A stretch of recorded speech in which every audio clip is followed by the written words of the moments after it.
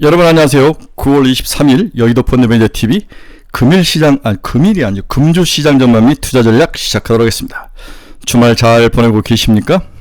네, 금요일날 미국 주시장이 어리버리하게 끝났네요. 다우가 오르고 나스닥하고 S&P는 빠지면서 끝이 났는데, 이번 주에는 또 어떤 재료와 어떤 투자 모멘텀을 가지고 시작할지 한번 봐야 될 것 같아요. 빅컷 이후에 새로운 모멘텀이 필요하다. 당연하죠. 이 새로운 모멘텀이 빅컷이 요즘 아무리 좋아도 하루 이틀이면 모든 게 다 반영이 되는 그런 초스피드의 시대다. 저는 그래서 우리나라 금투세를 가지고 오더라도 금투세 이틀이면 끝난다. 오히려 하루면 금투세는 끝난다. 그걸 가지고 그리가 아웅다웅 목매달리지 말라. 물론 장기적으로는 어떨지 모르지만 모든 게 50bp도 하루 이틀이 끝나고 금투세도 하루 이틀이면 끝난다. 그래서 결론적으로 이 주식이라는 가격이 FX가 뭐의 수렴한 뭐의 함수이냐, 네, 제도냐, 대통령 지지율이냐, 결국은 수익, 프라핏의 함수이다. 네, 이 영업이익, 그 다음에 퓨처, 미래 먹거리가 있느냐 없느냐, 이 두 개가 교묘하게 밸런스를 이루면서 이루는 것이 주식시장이다. 이렇게 봐야 될 것 같아요. 그래서 이제는 3분기 실적 전망 P로, 프라핏으로 모든 게 움직여서 이동할 가능성이 100%다. 그래서 지금부터는 영업이익이 좋은 종목들, 좋은 섹터들을 찾아서 거기에다 도를 넣어야 된다.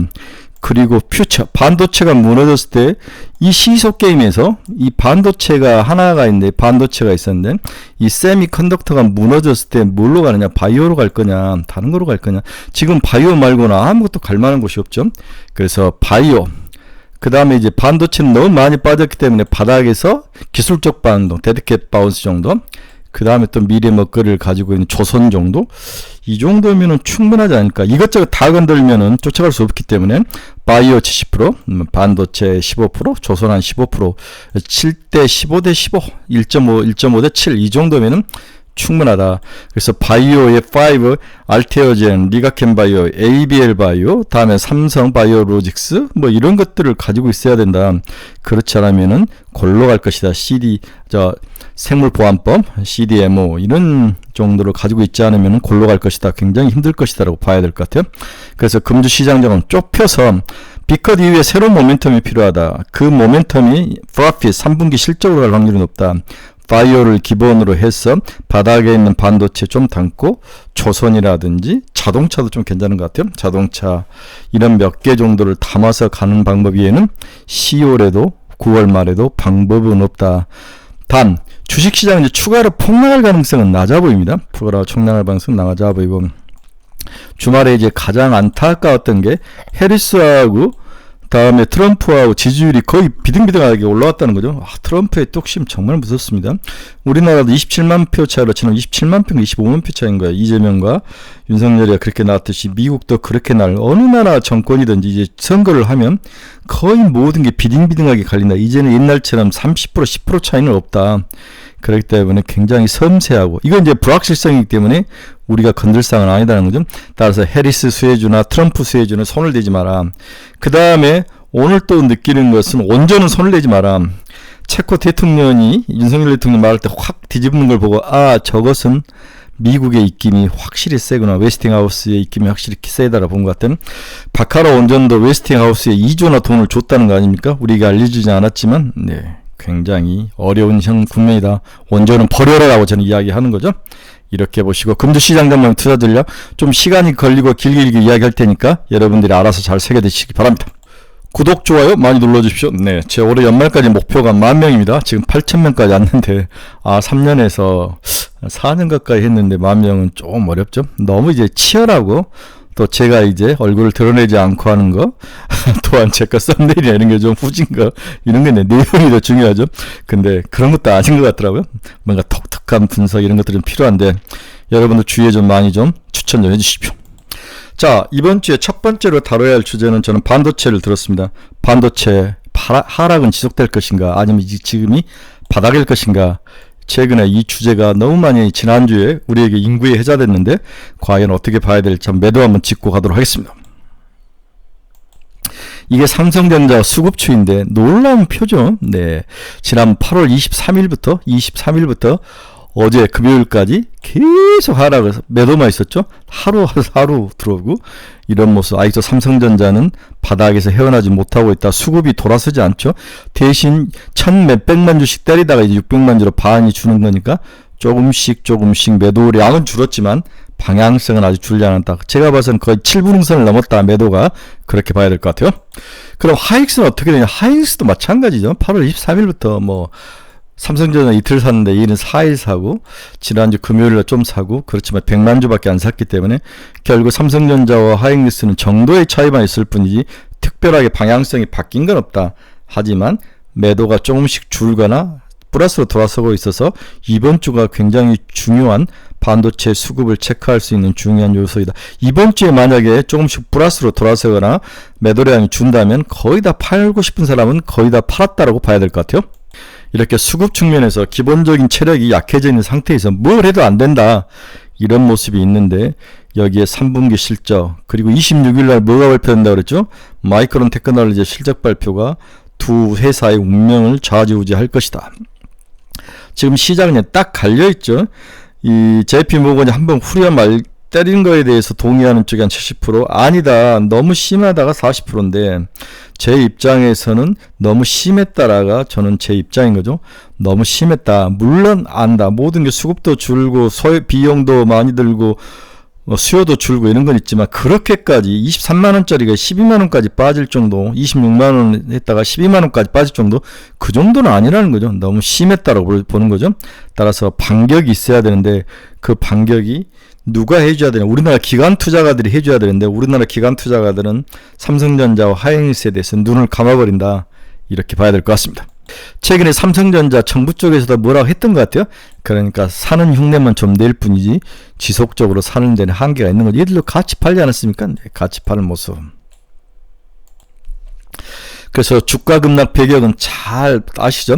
국내 반도체 주가는 과거 되풀이했던 공급 과잉에 따른 주가 급락 패턴을 보여주고 있습니다.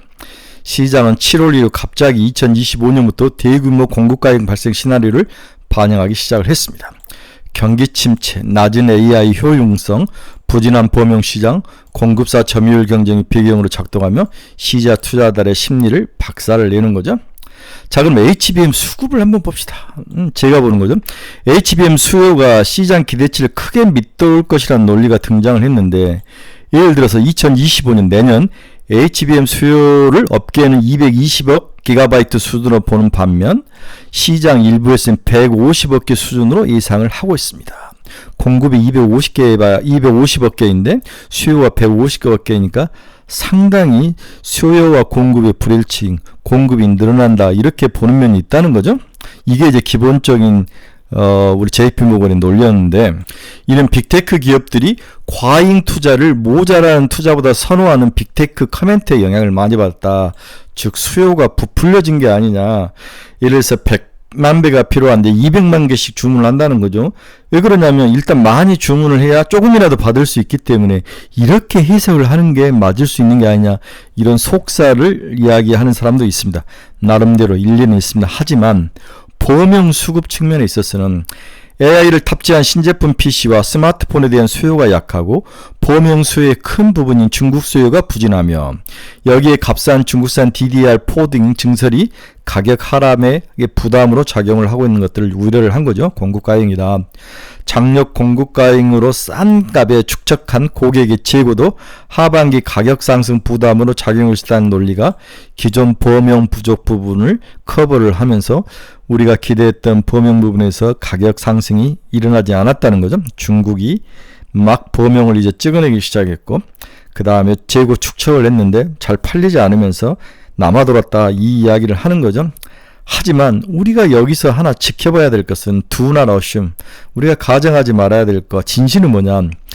미래를 과거 패턴에 따라 가정하는 것보다 현재 상황을 직접 확인하는 것이 필요하다. 현재 진짜 실질적으로 어떠냐. 7월 이후 부풀렸던 공급 과정은 현실화되는 과정이고 수요는 불확실하나 무조건 나빠질 것이라는 가정은 과장된 예측일 가능성이 높아 보인다. 그러한 배경은 HBM이 공급 과잉이라면 왜 엔비디아가 삼성전자에게 추가적으로 빨리 공급을 해라 이런 이야기를 했을까? 물론 가격을 떨어뜨리면서 수요를 증가시킬 그 요인도 있지만 그렇다고 치더라도 충분히 잠재 수요가 있다는 것을 우리 엔비디아는 알고 있는 거죠. 또한 범용이 공급 과잉 현상에서 수출이 어려운 중국이 부진한 국내 소비에도 무리하게 증설할 것은 납득하기 어려운 논리이다. 분기 2조 수준의 적자를 기술적 한계와 극심한 규제, 수출이 막힌 기업이 지속하는 것은 어렵다고 보는 것이 타당하다. 중국 기업에 대한 거죠. 따라서 중국의 대규모 공급 과잉 우려는 가능하나 가능성은 크지 않을 것이다. 근데 이것도 뒤집으면 이것도 자본주의 논리라는 거죠. 중국 정부의 사회주의 논리로 보면 손실이 나더라도 시장을 막 밀어내서 죽여버리는 반도체 우리도 할 수 있다. 가격을 떨어뜨린다. 이런 것들을 할 수 있기 때문에 좀 지켜봐야 된다. 꼭 이게 논리는 맞지 않다는 부분은 감안해야 될 것 같아요. 따라서 AR이란 고소우로 동작하는 제품이 필요한 상황에서 중국이 품질을 제 시간에 개선할 수 있는지 확인이 필요하다. 그래서 제가 봐서는 중저가 이후에서는 중국의 공급 과잉은 확실히 맞습니다. 하지만 고가 하이 제품에서는 확실히 여전히 제품이 부족하죠. 그런데 시장이 반도체라는 것은 이걸 전부 다 보는 거죠. 이게 70이고 이게 30인데 70을 볼 거냐 30을 볼 거냐 시각의 차이라는 거죠. 범용 반도체 전체를 보면 따라서 우리는 주로 고가 시장을 보는 거고 중국이나 나머지 애널리스트는 전체를 다 보면서 중저가 70%를 차지하는 부분도 중국의 기술의 진보와 가격 하락이 리스크 요인으로 작용하고 있다. 따라서 이것은 결국 누가 이길 거냐는 이게 얼마나 늘어나느냐가 가장 중요한 거죠. 고급이 얼마나 2025년에 늘어날 수 있는 거냐. 그런데 젠슨왕의 이야기를 보면 에리 앨리슨이라든지 다음에 앨런 머스크랑 세 사람이 점심을 먹었다고 여러 번 이야기를 했잖아요. 그렇죠? 네, 오라클 창업자가 어마어마하게 큰 데이터 센터를 고급 데이터 센터를 짓는데 B200을 빨리 블랙에를 주라 이렇게 이야기할 정도니까 이쪽 고급 시장은 확실히 포텐셜이 있다. 반대로 범용 시장에는 중국이 과연 그런 손실을 감내하고도 계속 밀어낼 수 있는 거냐. 그 다음에 과연 이게 실력적으로도 가능한 거냐. 이걸 이제 봐야 되는데 저는 충분히 가능하다. 그렇게 보는 거죠. 따라서 누가 더 크게 빨리 성공하느냐. 로우엔드와 하이엔드의 싸움이다. 그래서 우리는 로우엔드보다는 하이엔드 쪽에서 이기고 삼성이 여기에 빨리 끼기를 바라는 마음이다. 그렇지 않으면 삼성과 하이닉스는 지금보다 가격이 더 빠질 확률이 100%라고 봐야 될 것 같아요. 지금 모든 반도체 애널리스트들이 PC 수요가 죽을 것이다라고 이야기를 하는 거죠. 그러나 이거 좀 뒤집어 보면 꼭 그렇지만 않다는 거죠. PC 수요가 꼭 죽지는 않다. PC는 작년 저점 이후로 회복하고 있는 상황이나 올해보다는 내년 그림이 더 긍정적으로 보고 있는 상황이다. AI PC는 이제 시작됐는데 퀄컴의 호환성 이슈로 인텔과 AMD 신제품 출시를 기다리고 대기하는 수요가 발생하고 그래서 PC 수요가 줄고 있는 거죠. 이제 시작한 B2B 전환 수요 때문에 수요가 일시적으로 하락하는 것이 나타나면서 PC 수요가 주는 것처럼 보인다. 특히 최근 발매된 중국의 AAA급인 선호공 흥행이 게이밍 PC와 중국 내 RTS 4070 수요 강세도 확인할 수 있다.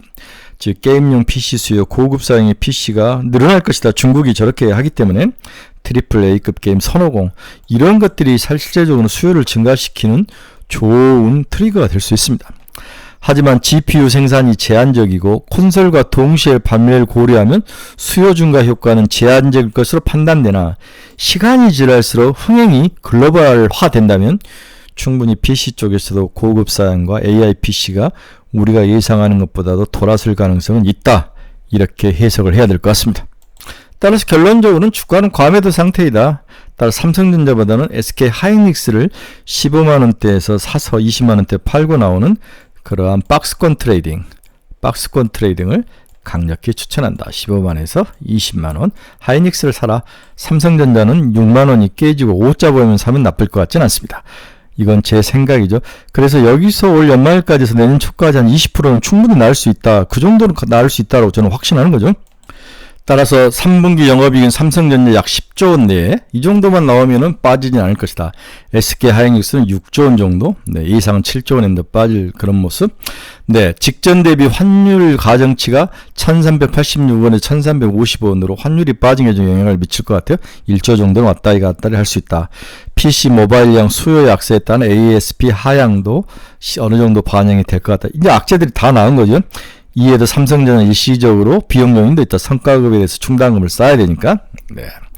그래서 HBM과 고용량 ESD 실적 기여가 부각될 시점이다. 네, HBM이 다시 좀 수요가 늘 확률은 높고 고용량 ESSD, 네, HDD를 대신할 ESSD 코트러블, 네, 코트러블 D램이 랜드가 시장에서 더 많이 팔릴 가능성이 높다고 여러 번 이야기했죠. 네, 여러분들 이 반도체에 대해서 궁금하신 분들은 제가 올려놓은 반도체 한번 보시기 바랍니다. 뒤에 제가 첨부해 놓을게요.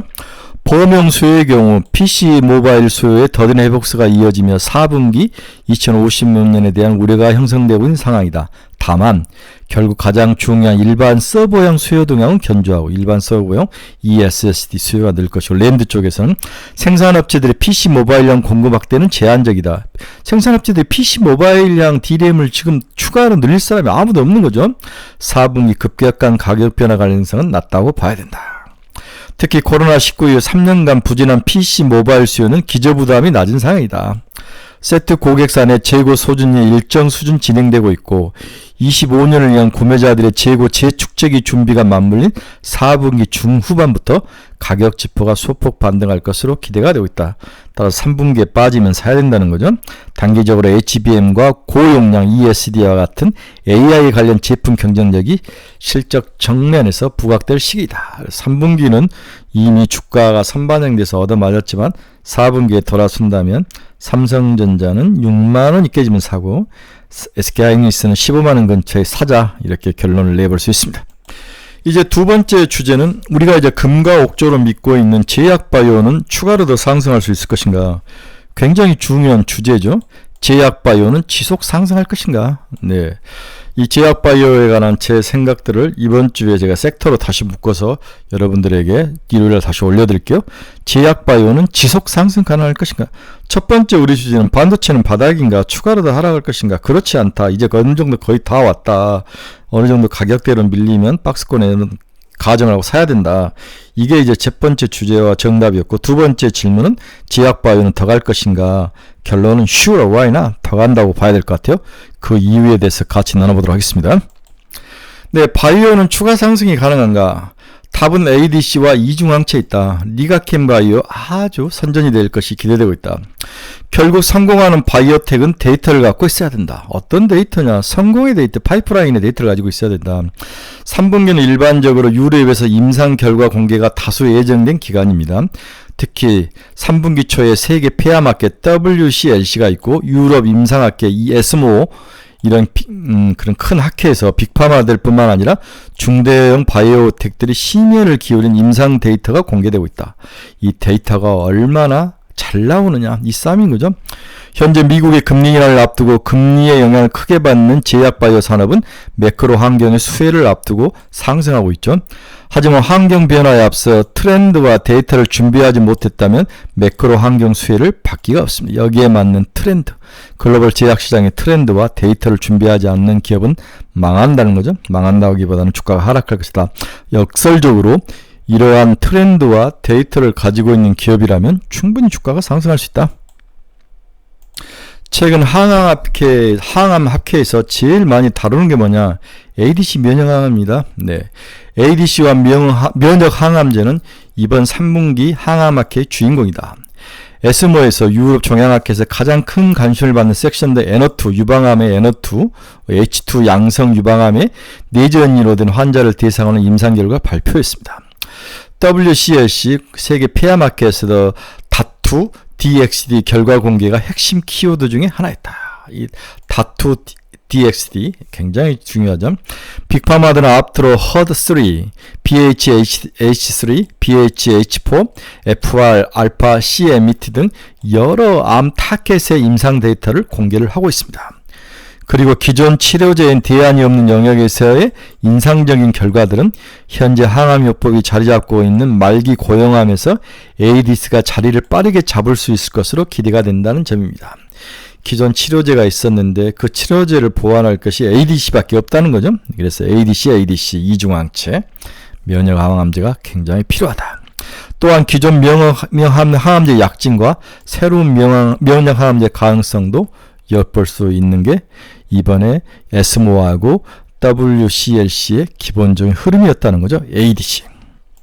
네, 세계 폐암학회나 에스모에서 발표된 것들을 보면 키트로다 삼성 음성 유방암에서 보조요법으로 환자의 생존을 대폭 상승시키는 데이터를 발표를 하고, 임핀지는 간암 외주로 사용되는 약인데 병용 임상에서 뛰어난 유용성 결과를 확인하며 적응증 확장을 이어갔습니다. BMS, 브리스톨 마이어스 스퀘어는 우리가 잘 아는 옵디버를 만든 회사는 WCLC에서 BMS의 옵디버가 비소세표암 수술 전후 보조요법으로 위험률을 낮추는 데 크게 기여한 데이터를 발표했죠. 머크의 키트로다, BMS의 옵디버. 다음에 이제 제일 중요한 기업이, 그러면은 이 옵디버보다 더 좋게 발표한 게 뭐냐? 서밋 테라퓨틱스라는 이러한 벤처 기업이 세계 폐암학회에서 키트로다와 비교해 데이터를 발표했는데, 서밋 테라퓨틱스의 PD-1 XV-EGF 이중항체 면역 항암제가 히트를 쳤다는 거죠. 이게 키트로다보다도 상당히 좋은 효과와 숫자를 나타내줬다. 이게 이제 핵심이어서 가격이 오르다가 한 며칠 더 조정을 받더라고요. 네, 이중항체였던 이중항체. 결국 ADC가 아주 중요한데, 이 ADC를 모두가 잘할 수 있는 기술은 아니라는 거죠. 수많은 ADC들이 개발되고 있지만 대형 제약사들의 선택은 더 빠르게 임상에 진입해서 유의미한 결과를 도출할 수 있는 기업들에게 돈을 퍼붓고 있다. 이렇게 봐야 될 것 같습니다. 자, 세계 암학회에서 발표한 서밋 테라퓨틱스의 이 유명한 약을 한번 봅시다. PD-1 XV-EGF.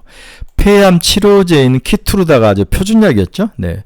중국에서 직접 비교 3상을 진행한 서밋은 이노반시맙?